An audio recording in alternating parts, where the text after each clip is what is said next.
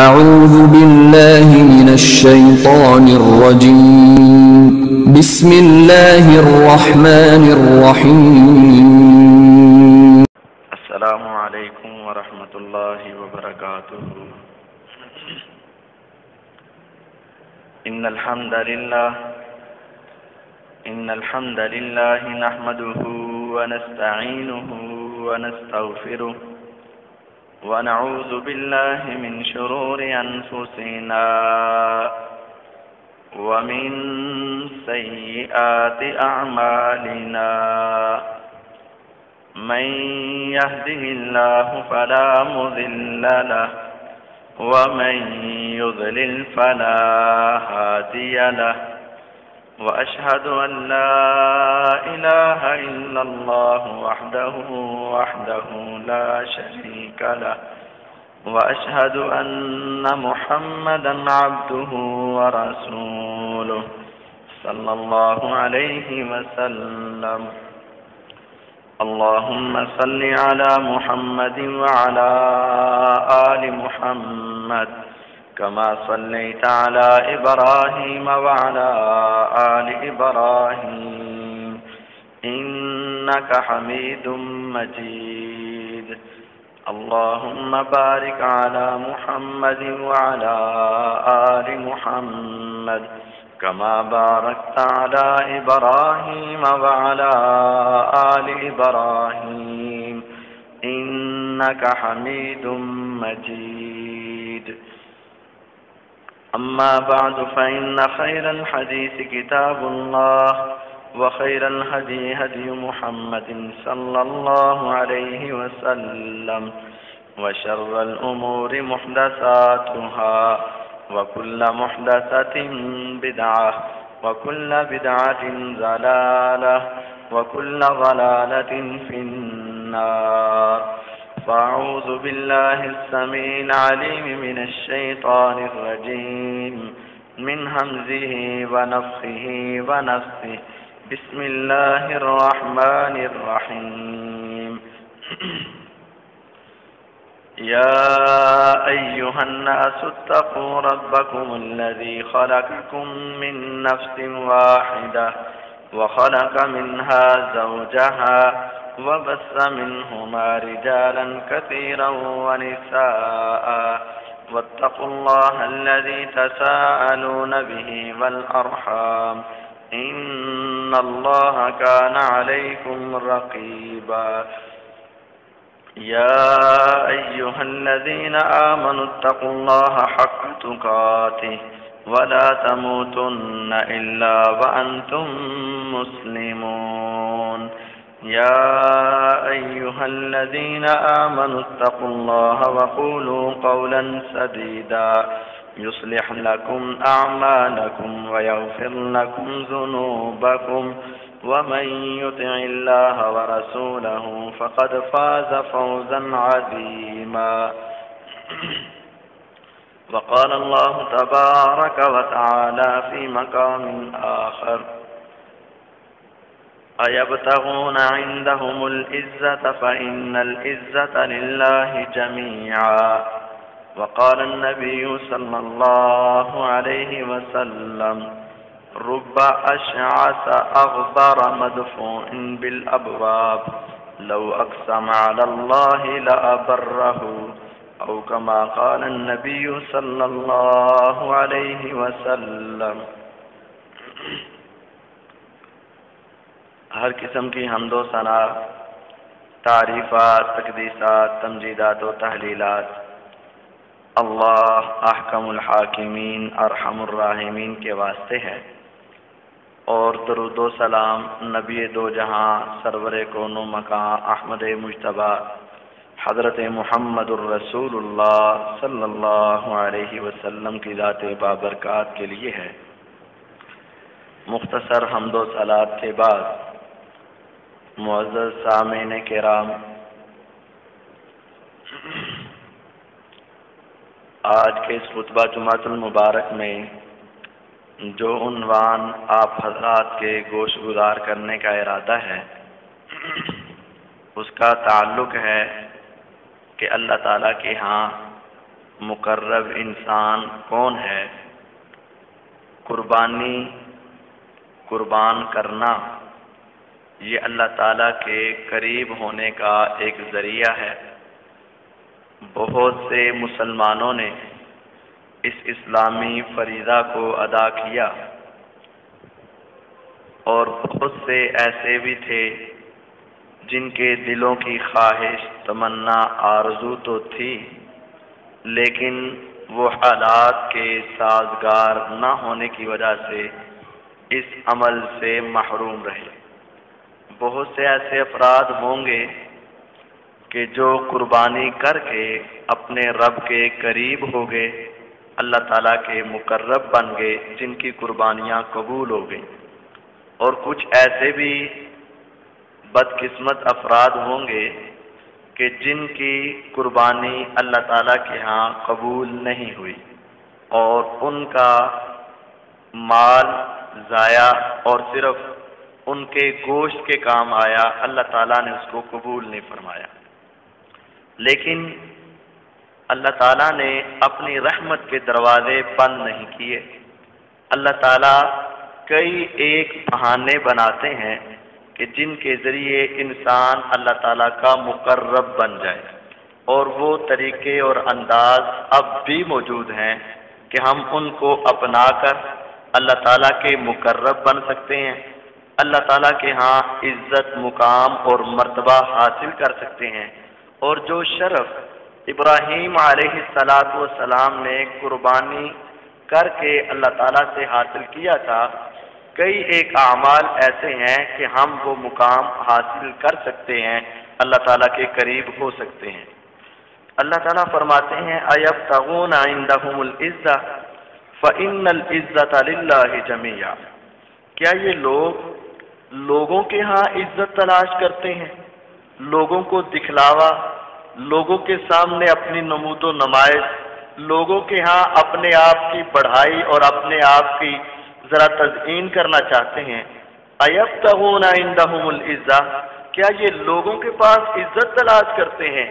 فَلِلَّهِ الْعِزَّةُ جَمِيعًا، حقیقت تو یہ ہے کہ ساری عزت، سارے مقام، ساری بلندیاں، ساری شانیں، ساری عظمتیں ایک اللہ کے پاس ہے۔ قُلِ اللَّهُمَّ مَالِكَ الْمُلْكِ تُؤْتِي الْمُلْكَ مَن تَشَاءُ وَتَنزِعُ الْمُلْكَ مِمَّن تَشَاءُ وَتُعِزُّ مَن تَشَاءُ وَتُذِلُّ مَن تَشَاءُ۔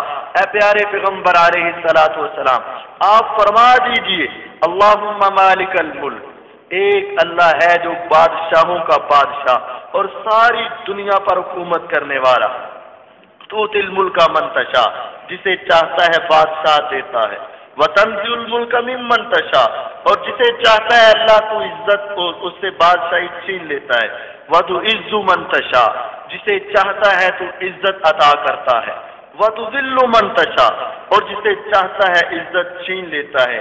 یہ عزت اللہ کے پاس، ذلت اللہ کے پاس، جو اللہ کے ہاں معزز بن گیا، چاہے دنیا والے اسے حقیر سمجھے، حقیقت میں وہ عزت والا بن جاتا ہے۔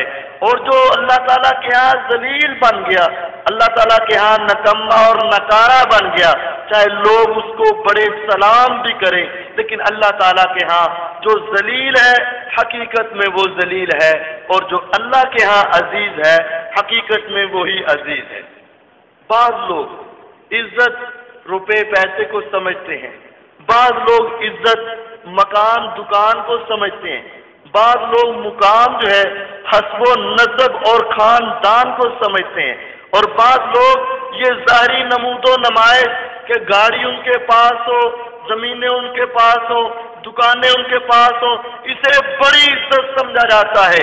اور اس عزت کے اصول کے لیے لوگ دن رات محنت کرتے ہیں، لوگ بڑی بڑی اعلیٰ ڈگریاں حاصل کرنے کے لیے دن رات محنت کرتے ہیں، اور وہ اسی کو عزت سمجھ بیٹھے ہیں۔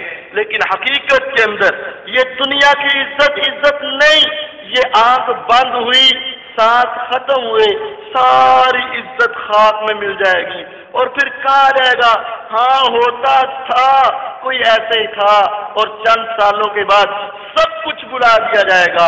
اور حقیقی عزت وہ ہے کہ جب انسان اللہ تعالیٰ کے پاس پہنچے، اللہ کے سامنے آئے، ساری دنیا جمع ہوگی، سارے انبیاء، اولیاء، شہداء، صلحاء، اتقیاء، سارے نیک لوگوں کو جمع کر کے جس عام انسان کو بلا کر اللہ جنت کا ٹکٹ عطا فرمائیں گے.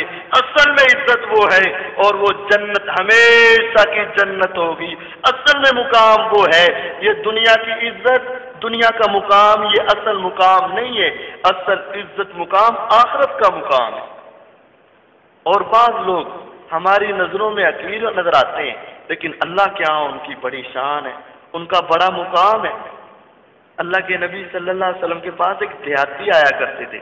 دیہات سے جب آتے مدینے کے اندر، منڈی کے اندر آتے اور اپنی سبزیاں ترکاریاں وغیرہ بیچنے کے لیے آیا کرتے، اور جب ہی ان کا چکر لگتا تو پیارے پیغمبر علیہ الصلوۃ والسلام کے لیے بھی تھوڑا سا سامان لے آیا کرتے. اللہ کے نبی صلی اللہ علیہ وسلم اس کے ساتھ بڑا پیار کرتے، بڑی محبت کرتے. ایک مرتبہ ایسا ہوا کہ آپ بازار میں گئے، مدینے کی منڈی میں ہیں اور وہ وہاں اپنا سودا بیچ رہا ہے. اللہ کے نبی صلی اللہ علیہ وسلم نے پیار کے ساتھ جا کر ان کی آنکھوں کو پیچھے سے پکڑ لیا اور اسے ایسے رکھ کہا، ہے کوئی انسان جو اس غلام کو مجھ سے خرید لے؟ پیار کا یہ انداز اپنایا. اس نے آگے سے کیا جواب دیا اور کیسا عمل کیا؟ اس نے اپنی کمر کو اور پیچھے کر کے اپنی کمر کو محمد الرسول اللہ صلی اللہ علیہ وسلم کے بدن مبارک کے ساتھ لگایا، آپ کے جسم سے چپکا لیا اور کہنے لگا، اے اللہ کے نبی صلی اللہ علیہ وسلم، آپ مجھے بیچنا چاہتے ہیں؟ میں سیاہ رنگ کا ایک غریب سا آدمی ہوں، آپ مجھے بیچیں گے تجدونی کاسدن، لوگ آپ کو بہت تھوڑے پیسے مجھے عطا کریں گے، میری قیمت بڑی تھوڑی لگائیں گے، میں تو ایک نکما سا حقیر سا انسان ہوں. آپ نے فرمایا نہیں، بل انت عند اللہ غال، لوگوں کے ہاں تیری عظمت نہ ہو، تیرا مقام نہ ہو، تو غریب انسان ہو، غریب گھرانے کا شخص ہو اور سیاہ رنگ کا انسان ہو، لوگ تجھے بڑا حقیر سمجھے، میں محمد صلی اللہ علیہ وسلم گواہی دیتا ہوں کہ تو اللہ کے ہاں بڑا قیمتی انسان ہے، اللہ کے ہاں تیرا بڑا مرتبہ و مقام ہے. ایسے ہی صحیح بخاری کے اندر روایت موجود ہے، اللہ کے نبی صلی اللہ علیہ وسلم صحابہ کی مجلس میں بیٹھے، ایک آدمی وہاں سے گزرا، وہ چودھری تھا، سردار تھا، دنیا دار تھا، اسلام اس کے پاس نہیں تھا. آپ نے فرمایا، ما تجدون فی، تم اس آدمی کے بارے میں تمہاری کیا رائے ہے، تم کیا کہتے ہو اس کے بارے میں، یہ کیسا انسان ہے؟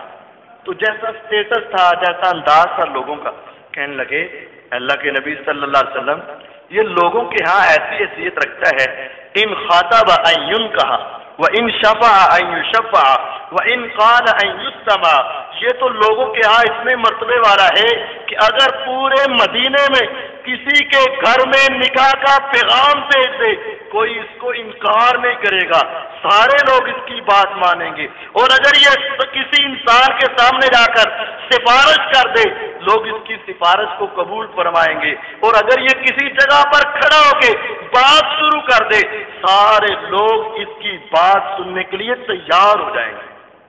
آپ خاموش رہے، آپ نے کوئی تبصرہ نہیں فرمایا. کچھ دیر کے بعد ایک مومن شخص، ایک دیندار شخص لیکن غریب، چھوٹا، حقیر سا آپ کے پاس سے گزرا. آپ نے فرمایا، تم بتاؤ اس کے بارے میں تمہاری کیا رائے ہے، ما تقولون فیہ، تم اس کے بارے میں کیا کہتے ہو؟ انہوں نے تینوں باتیں اس کے برعکس بتائیں.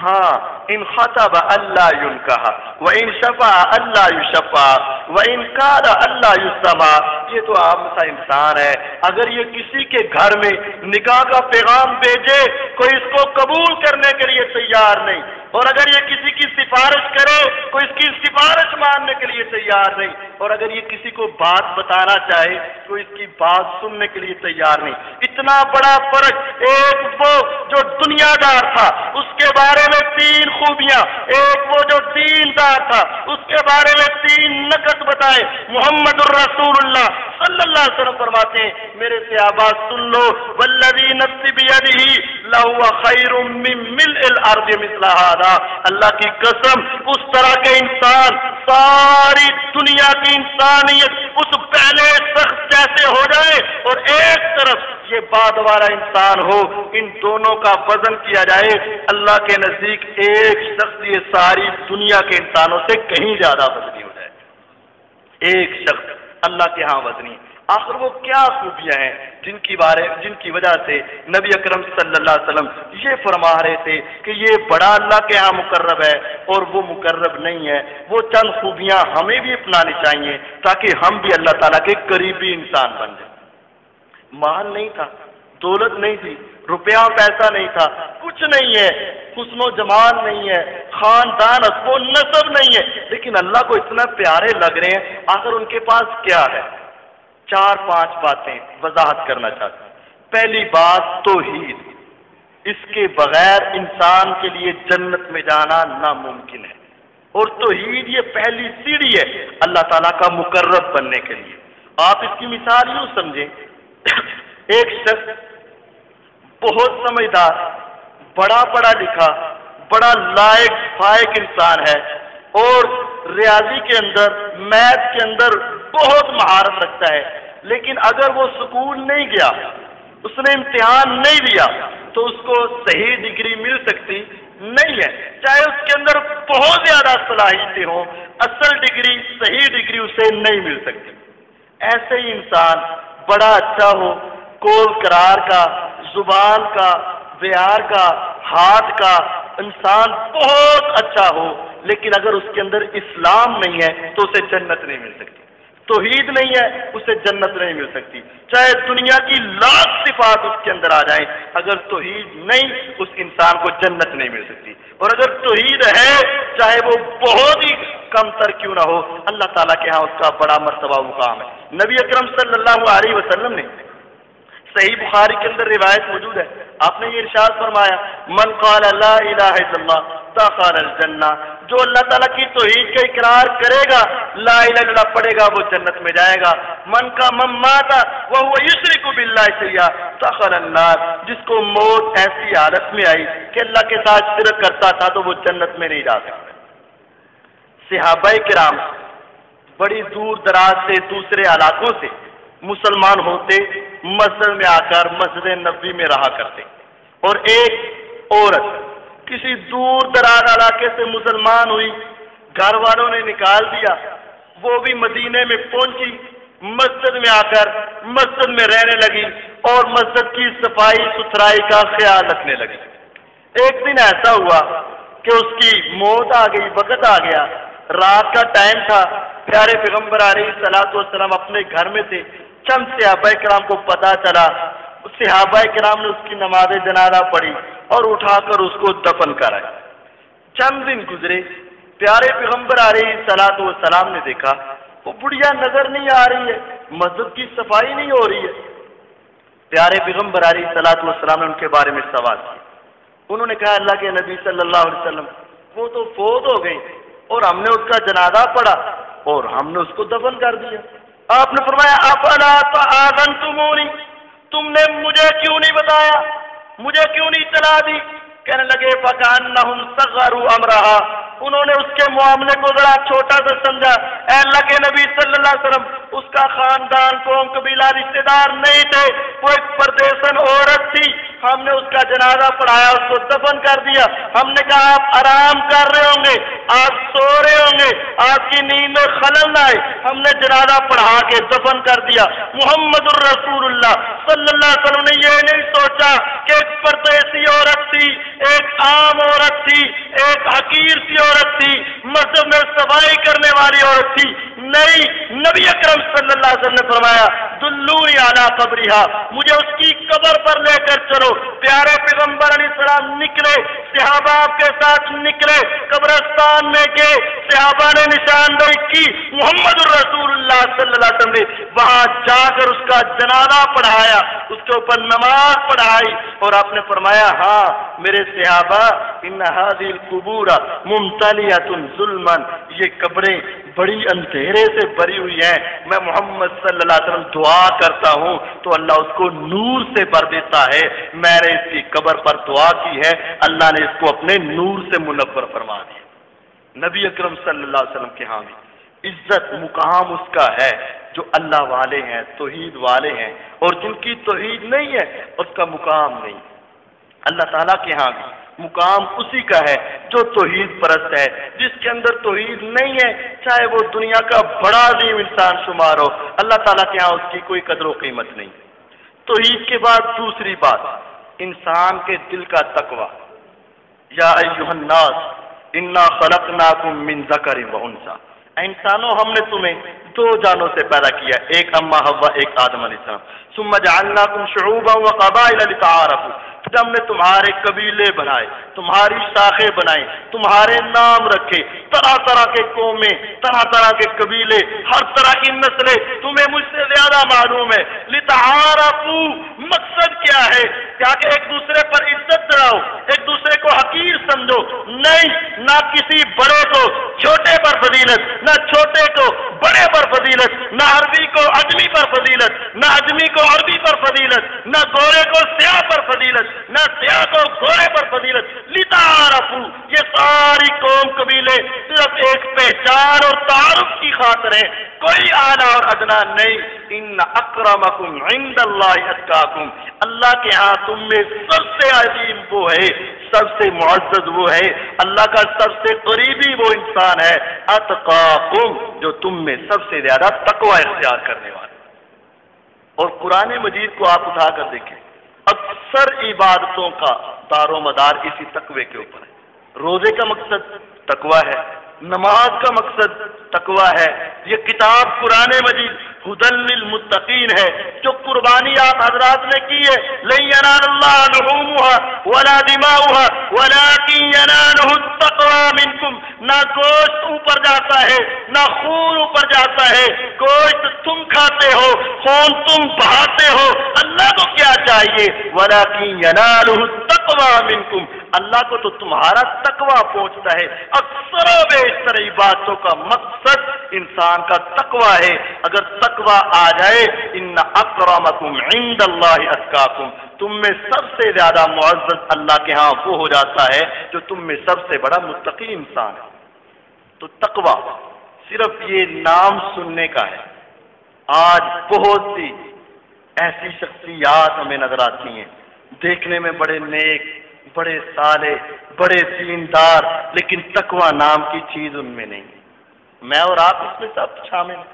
تقوی کا مطلب پرہیزگاری، گناہ سے، جھوٹ سے، ظلم سے، زیادتی سے، غیبت سے، چغلی سے، برائی سے، ہر قسم کے گناہ سے بچنا، اس کا نام تقوی ہے۔ اور آج ہم دھڑلے کے ساتھ، پوری کوشش کے ساتھ، پوری محنت کے ساتھ، پوری لگن کے ساتھ گناہ کیا جاتا ہے۔ اتنے خیال سے تو نیکی نہیں کی جاتی جتنے دھیان سے گناہ کیا جاتا ہے۔ آپ دیکھتے نہیں ہیں، نماز پڑھنے کے لیے آئے گا، کبھی ہاتھ کدھر ہے، کبھی ہاتھ نیچے ہے، کبھی آنکھ کدھر ہے، کبھی آنکھ کدھر ہے، کوئی دھیان نہیں ہے۔ اور اگر ٹیلی ویژن پر بیٹھ جائے گا، اس کو کوئی خبر نہیں کون آیا، کون گیا، کس نے سلام کہا، کیا ہوا۔ ایسا مگن ہے میچ دیکھنے کے اندر، ایسا مگن ہے فلمیں دیکھنے کے اندر، ایسا مگن ہے ڈرامے دیکھنے کے اندر، ایسی محنت کر رہا ہے، پیسے لگا رہا ہے گناہ کرنے کے اندر، اور پھر متقی کا متقی انسان ہے۔ ایسا نہیں ہے۔ ان اکرمکم عند اللہ اتقاکم،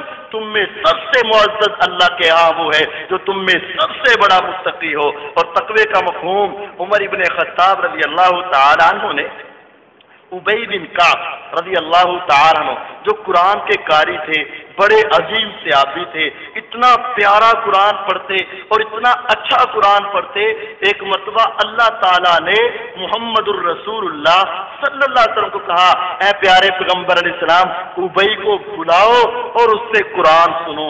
نبی صلی اللہ علیہ وسلم، ابی میرے پاس آؤ، ابی ذرا قرآن تو سناؤ۔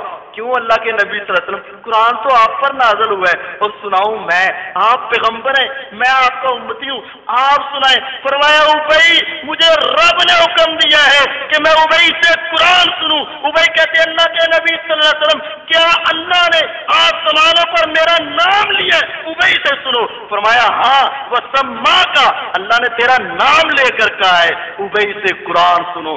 ایسے عظیم صحابی عمر ابن خطاب رضی اللہ عنہ بلاتے ہیں, ابئی مجھے یہ بتا تقویٰ کسے کہتے ہیں؟ بار بار قرآن مجید میں تقوی کا ذکر ہے.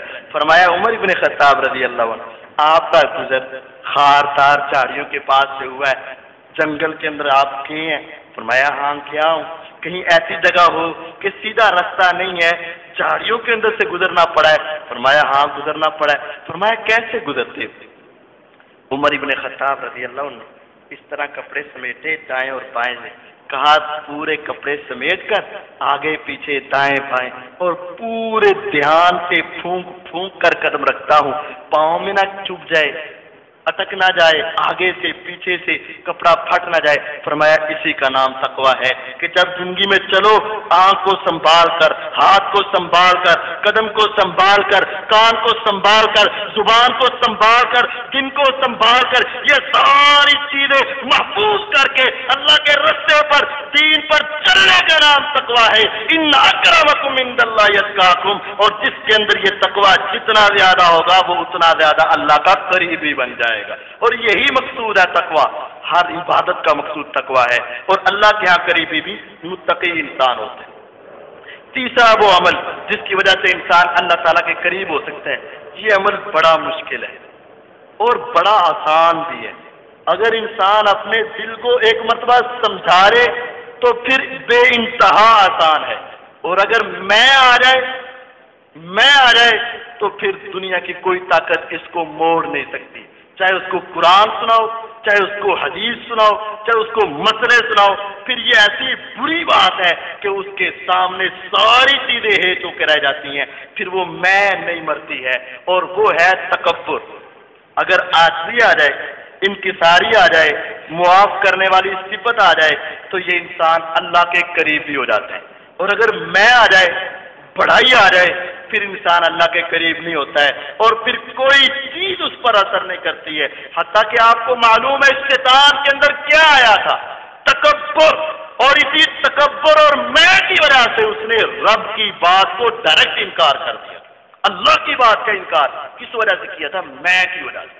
اور اگر آج بھی میں آ جائے, اچھا تو میں ایسے کروں, میں اپنا حق چھوڑوں, میرے اوپر ایسے ہوا, میں نیچے ہو جاؤں, میں جا کر سلام لوں, میں ایسے کروں, صرف میں جب آ جاتی ہے تو پھر کوئی چیز اثر نہیں کرتی ہے. اور اگر یہ میں مر جائے, میں کٹ جائے اور عاجزی آ جائے, انسان یہ سمجھ لے کہ میں نے اپنے رب کو راضی کرنا ہے, جو ہوتا ہے سو ہوتا رہے, جو کرتے ہیں ظلم کرتے رہے, جو زیادتی کرتے رہے, اللہ تو دیکھ رہا ہے نا, قیامت کو خود ہی بدلہ لے کر دے دے گا, میں نے تو اللہ کو راضی کرنا ہے. جب یہ نیچا پن انسان کے اندر آتا ہے, محمد الرسول اللہ صلی اللہ علیہ وسلم فرماتے ہیں والذی نفسی بیدہ, اس اللہ کی قسم جس کے ہاتھ میں میرے محمد صلی اللہ علیہ وسلم کی جان ہے, ما ظلم عبد مظلمتا صبر علیہا, جس بندے پر کوئی ظلم کیا جائے اور وہ اس پر صبر کر لے, الا زادہ اللہ عزا و شرفا,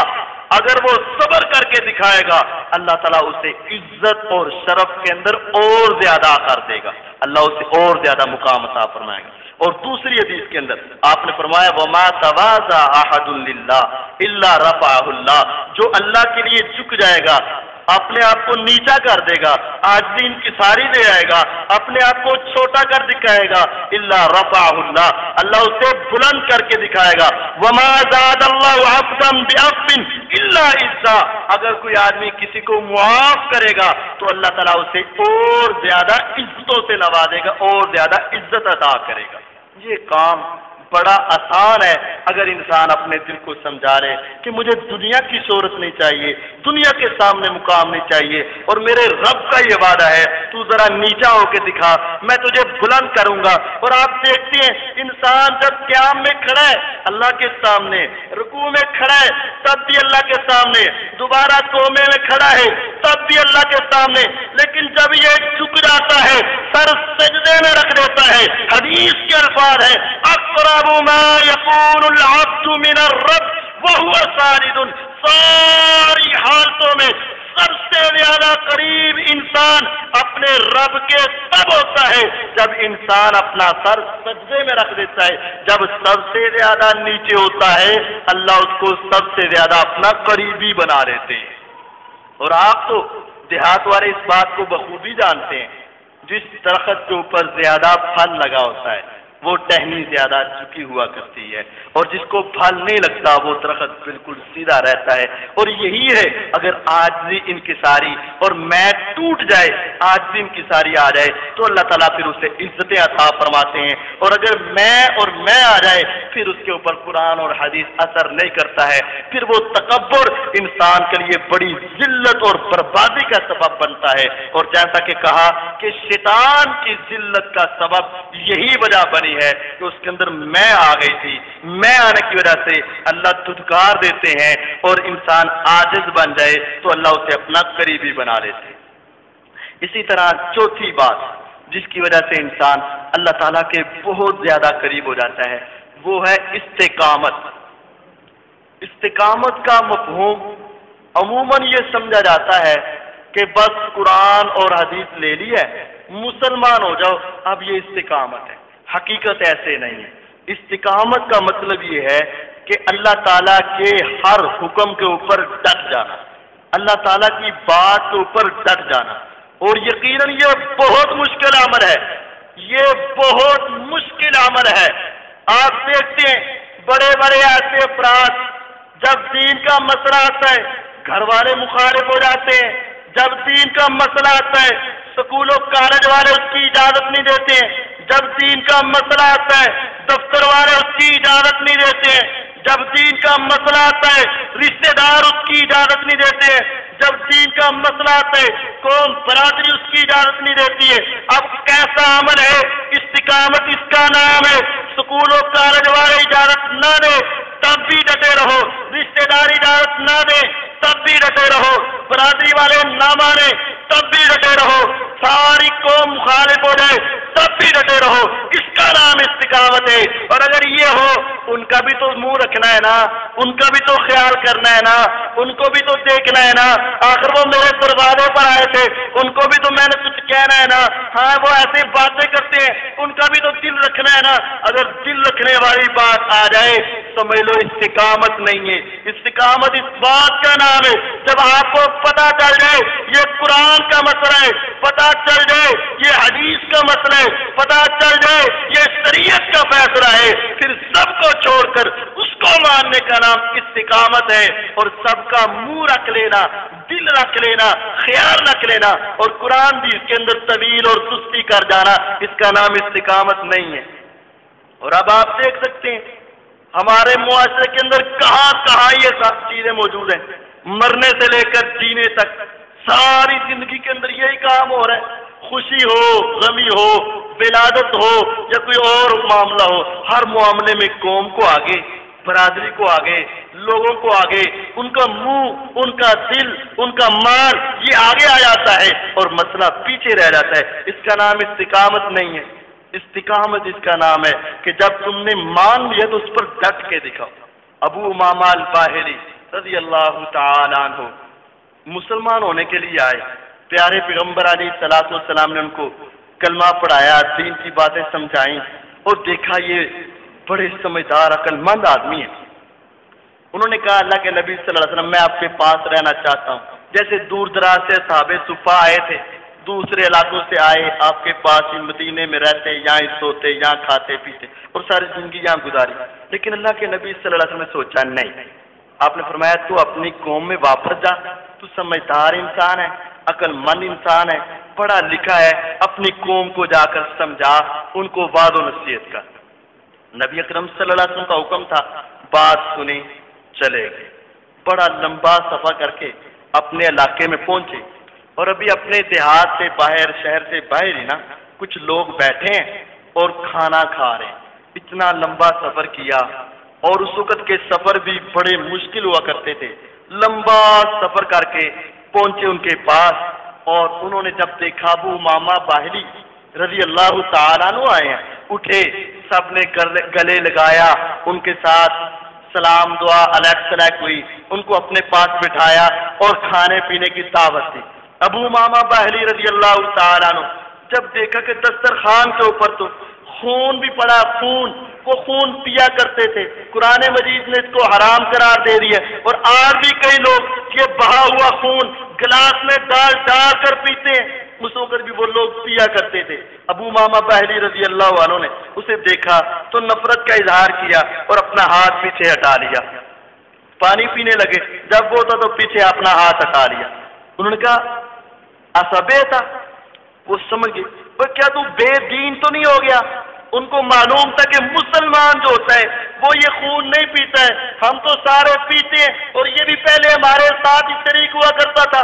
کہنے لگے کیا تو بے دین تو نہیں ہو گیا؟ فرمایا لا، میں بے دین نہیں ہوا، بل آمنت باللہ ورسولی، بلکہ حقیقت تو یہ ہے میں اللہ اور اس کے رسول پر ایمان لے کے آیا ہوں، میں بے دین پر ہی ہوا، میں تو دین دار یا بنا ہوں، دین ہی میں نے اب قبول کیا۔ وہی جو چند لمحے پہلے ابو امامہ باہلی رضی اللہ عنہ کو اپنے گلے لگانے والے تھے، اپنے ساتھ بٹھانے والے تھے، علیہ السلام دعا کرنے والے تھے، فقط زبونی و زبرونی، ابو امامہ کہتے ہیں انہوں نے مجھے جھٹلایا، مجھے دھمکیاں دی اور مجھے کچھ دینے سے انکار کر دیا، نہ کھانے کے لیے دیا، نہ پینے کے لیے دیا، حتیٰ کہ پانی دینے سے بھی انکار کر دیا۔ میں نے کہا مجھے بڑی پیاس لگی ہے، پانی کے 2 گھونٹ دے دو، انہوں نے مجھے دینے سے انکار کر دیا۔ انہوں نے فرمایا ہاں، پہلے اسلام چھوڑ، کلمہ چھوڑ، جو دین لے کر آئے اس کو چھوڑ، پھر ہم تیرے ساتھ اچھا سلوک کریں گے، ایسے تیرے ساتھ اچھا سلوک نہیں کر سکتے۔ ابو امامہ باہلی رضی اللہ عنہ فرماتے ہیں کہ ابھی مجھے بھوک کی وجہ سے اور پیاس کی وجہ سے میری طبیعت بڑی نڈھال ہو چکی تھی اور سفر کرنے کی طاقت میرے پاس نہیں تھی، میں نے اپنا ہی ہاتھ اپنا تکیہ بنایا اور میں اسی طرح وہاں لیٹ گیا، ابھی سفر کرنے کی طاقت میرے اندر موجود نہیں تھی، میں لیٹا اور وہاں سو گیا۔ یہ یہاں سے اٹھے، اپنے محلے میں گئے، دیہات میں گئے، وہاں جا کر باتیں بتائیں اور یہ سارا واقعہ سنایا۔ وہاں کے چند سمجھدار بڑے لوگوں نے، بزرگوں نے ان کو جھاڑا اور ان کو کہا تم نے غلط کیا ہے، ایسے نہیں کرنا چاہیے تھا، اس کا دین اس کے ساتھ، اس کا ایمان اس کے ساتھ، تم اس کی بات مانو نہ مانو، لیکن انسان ہونے کے ناطے، تمہارا رشتہ دار ہونے کے ناطے، تمہارا تعلق والا ہونے کے ناطے پانی پلانا تمہارا فرض تھا، کھانا کھلانا تمہارا حق تھا، جاؤ اس کو کھانا بھی کھلاؤ، پانی بھی پلاؤ۔ بزرگوں نے بھیجا، وہ اس کے پاس واپس آئے، ابو امامہ کو اٹھایا، ابو امامہ آؤ کھانا بھی کھا لو، پانی بھی پی لو۔ ابو امامہ فرماتے ہیں اب مجھے تمہارے کھانے اور پینے کی ضرورت نہیں۔ ابو امامہ کیا ہوا؟ پہلے تو پانی کے 2 گھونٹ کے لیے ترس رہا تھا اور کھانے کے لیے تو تڑپ رہا تھا اور ہم سے مانگ رہا تھا، اور اب کیا ہے؟ فرمانے لگے اطعمانی ربی وسقانی، تم نے مجھے نہیں دیا تو نہ دو، میرے رب نے مجھے کھلا بھی دیا ہے، پلا بھی دیا ہے۔ فرماتے ہیں جب تم چلے گئے تھے میرے رب کی طرف سے آسمان کے فرشتے آئے تھے جنہوں نے مجھے دودھ پیش کیا تھا، میں نے اس کو پیا ہے اور اب میں سیر ہو چکا ہوں، میری طبیعت حساس بحساس ہے، مجھے تمہارے کھانے پینے کی ضرورت نہیں۔ انہوں نے جھوٹا سمجھا، کیسے ہو سکتا ہے ابو امامہ کو پانی پلانے کے لیے آسمان سے فرشتے آ کر دودھ پلا جائے؟ اگر ایسا ہی تھا تو پہلے کیوں نہیں پلا دیا؟ ابو امامہ فرماتے ہیں میں نے اپنے پیٹ سے اپنا کپڑا ہٹایا، میں نے پیٹ دکھایا، میں نے کہا یہ میرا بھرا ہوا پیٹ ہے، تم نے نہیں دیا تو نہ دو، آسمان کے رب نے مجھے کھلایا بھی ہے، پلایا بھی ہے۔ حدیث کے الفاظ ہے، ابو امامہ فرماتے ہیں جب انہوں نے میری یہ کیفیت دیکھی وہ مان گئے کہ ہاں تیرا رب سچا رب ہے، اسی وقت وہ لوگ کلمہ پڑھ کے مسلمان ہو گئے۔ اور امت کو یہ اللہ تعالیٰ نے سبق دے دیا کہ اگر قوم قبیلے والے، رشتہ دار، برادری والے سارے مخالف ہو جائے اور اگر تم ایک رب کو راضی کرنے کے لیے ان کی مخالفت مول لے لو گے، پھر تمہارا رب تمہیں کبھی بے یار و مددگار نہیں چھوڑے گا۔ اور اب معاویہ رضی اللہ تعالیٰ عنہ نے نا جب خلافت پر بیٹھے تو اماں جان عائشہ صدیقہ رضی اللہ عنہا کو خط لکھا اور کہا کہ مجھے نصیحت کریں اور بالکل مختصر سی، لمبی نصیحت نہ کریں۔ اماں جان نے بھی یہی حدیث لکھ کر بھیجی کہ من التمس رضا الناس بسخط اللہ ارضاہ اللہ الناس ومن التمس رضا الناس بسخط اللہ سخط اللہ علیہ، کہ جو لوگوں کو راضی کرنا چاہے گا اللہ کو ناراض کرے گا، اللہ لوگوں کو بھی ناراض کر دیں گے، خود بھی ناراض ہو جائیں گے، اور جو اللہ کو راضی کرنا چاہے گا، لوگ ناراض ہو جائیں، اللہ تعالیٰ خود بھی راضی ہو جائے گا، لوگوں کو بھی راضی کر دے گا۔ یہ وصیت حضرت عائشہ رضی اللہ عنہا نے امیر المومنین امیر معاویہ رضی اللہ تعالیٰ کو لکھ کر دی، اور یہی بات یہاں نظر آ رہی، استقامت دین کے اوپر ڈٹ جانے کی وجہ سے اللہ تعالیٰ بندے کو اپنا قریبی بنا لیتے ہیں۔ تو یہ چند اعمال ایسے ہیں کہ جن کی وجہ سے ہر انسان اللہ تعالیٰ کا قریبی بن سکتا ہے۔ اللہ رب العالمین ہمیں ایسے نیک اعمال کرنے کی توفیق عطا فرمائے اور اپنا مقرب بنائے۔ وآخر دعوانا ان الحمد للہ رب العالمین۔ الحمد للہ ان الحمد لله نحمده ونستعينه ونستغفره ونعوذ بالله من شرور انفسنا ومن سيئات اعمالنا، من يهده الله فلا مضل له ومن يضلل فلا هادي له، واشهد ان لا اله الا الله وحده لا شريك له، واشهد ان محمدا عبده ورسوله صلى الله عليه وسلم۔ اللهم صل على محمد وعلى آل محمد كما صليت على إبراهيم وعلى آل إبراهيم إنك حميد مجيد۔ اللهم بارك على محمد وعلى آل محمد كما باركت على إبراهيم وعلى آل إبراهيم إنك حميد مجيد۔ آج کے خطبہ جمعۃ المبارک میں یہ بتایا گیا ہے کہ اللہ تعالیٰ کے قریب ہونے کے کئی ایسے اعمال ہیں جو ہر انسان اپنا کر عمل کر کے اللہ تعالیٰ کا مقرب بن سکتا ہے۔ قربانی کرنا اللہ تعالیٰ کے قرب کا ذریعہ تھا، بہت سے افراد نے قربانی کی اور اللہ تعالیٰ کے قریب ہو گئے، بہت سے ایسے بھی ہوں گے کہ جن کی قربانی قبول نہیں ہوئی اور اللہ تعالیٰ کے مقرب نہیں بنے، اور تیسری قسم بہت سے ایسے افراد کی بھی ہوگی جن کی نیت، جن کی طمع، جن کا دل کیا یہ ارادہ تو تھا کہ ان کے پاس پیسے ہوتے تو وہ بھی قربانی کر کے اللہ تعالیٰ کے مقرب بنتے۔ تو اللہ تعالیٰ نے کئی اعمال ایسے رکھے ہیں کہ جن کے اندر یہ فرق نہیں ہے، امیر غریب بڑا چھوٹا ہر انسان وہ عمل کر کے اللہ کا قریبی بن سکتا ہے، جنت کا حقدار بن سکتا ہے۔